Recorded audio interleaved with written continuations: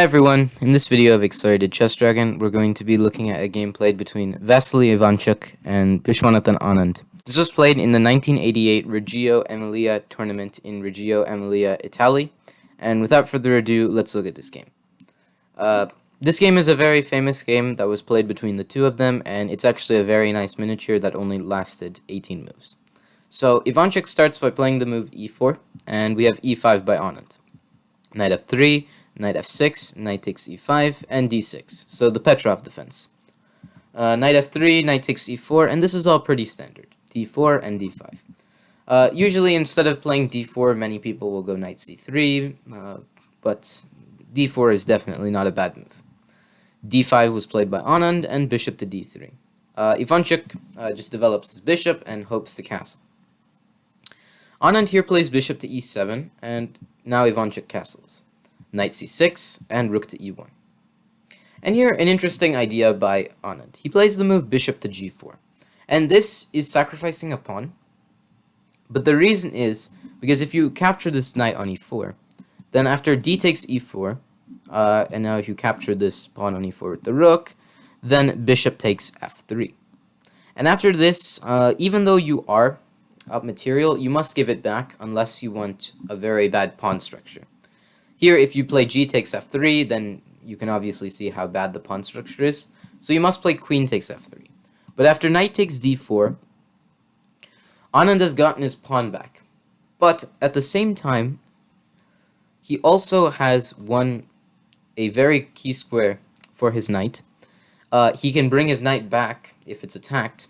And really, Ivanchuk didn't gain anything by giving up his bishop pair. Granted, Anand does not have his bishop pair as well, but Ivanchuk really didn't need to play bishop takes e4 and sacrifice all of this if he knew that he wouldn't really gain anything from it. So instead, after bishop g4, just c3, reinforcing the pawn, and now there actually is a threat of capturing the knight on e4. f5, and now queen to b3.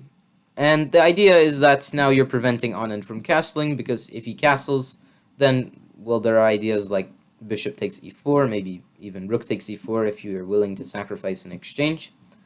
And, well, in that case, Ivanchuk would be having a good advantage because there would be a very weak point in Anand's camp, and that is this very long diagonal.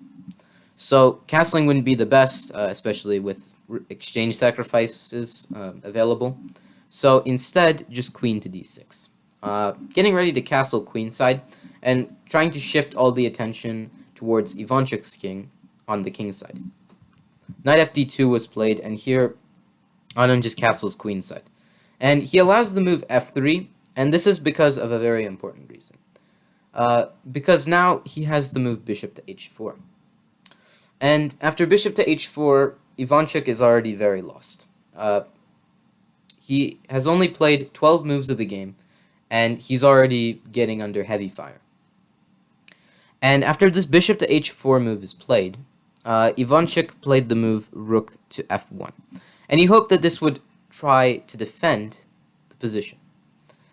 But I encourage you to pause the video and find out what Anand played that is just completely crushing, and now it just changes how Ivanchuk's position went from decent to completely lost.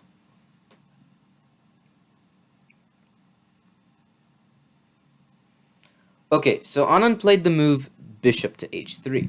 Now, why did he do this? Well, first of all, he's trying to get ideas like queen g6 if you do not capture the bishop.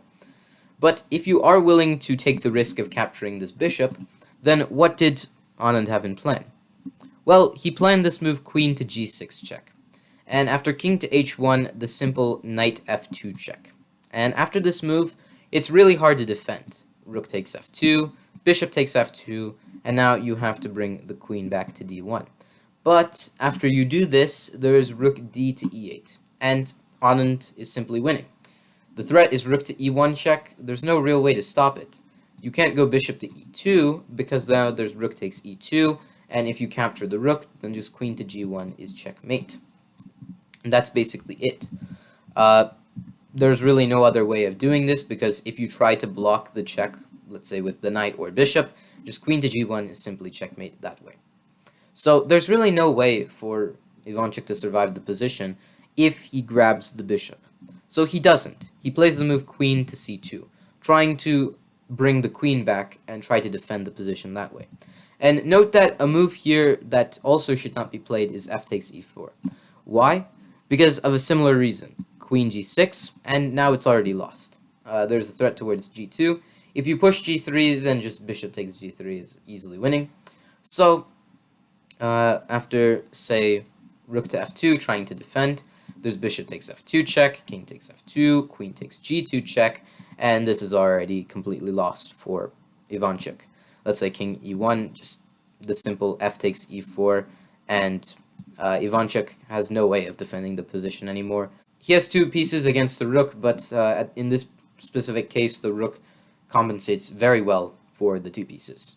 And Anand has a very simple advantage that he can easily use. So queen c2 instead, trying to bring the queen to try and defend.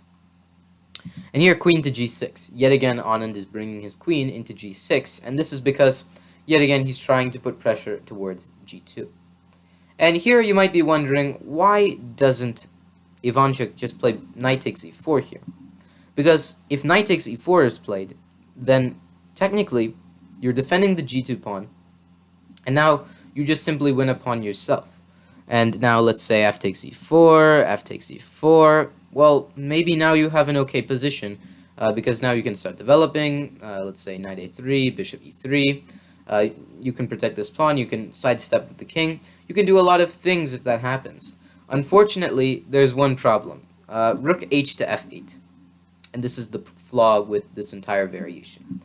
Because, yes, you can develop and everything that I just mentioned, but after rook takes f1 check, bishop takes f1, d takes e4, it's really hard to say what you're going to do in a cramped position like this. I mean, you do have to develop, yes, but Ivanchuk thought of something better than just having to maybe cramp his position a bit, and he has to be willing to take in all of this attack.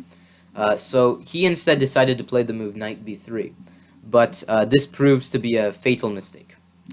So rook h f8, and yet again, Anand isn't concerned about the knight. He knows that if Ivanchuk captures the knight, after f takes e4, the f-file is completely for Anand, and Ivanchuk can't do anything about that. So, knight a3. Ivanchuk is not going to capture the knight. He's just going to develop his pieces and hopefully get somewhere that way. Rook d e8, and now, unfortunately, here Ivanchuk played a very big mistake.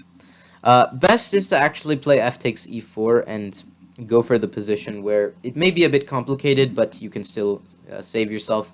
Another option is just to develop with bishop to f4, maybe try to cover up this attack towards your king.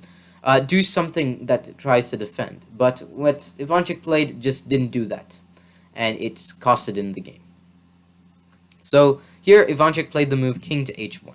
And what he's trying to do is reasonable. He's trying to sidestep. Now the pin towards his king is no longer effective, but it is. So I encourage you to pause the video one last time and find out how Anand crushed Ivanchuk here.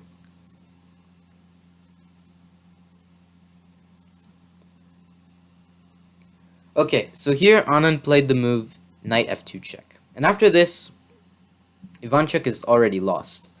The reason is because if you go king to g1, then there's queen takes g2, and that is checkmate. And the only other move that really guards against this check is to capture with rook takes f2.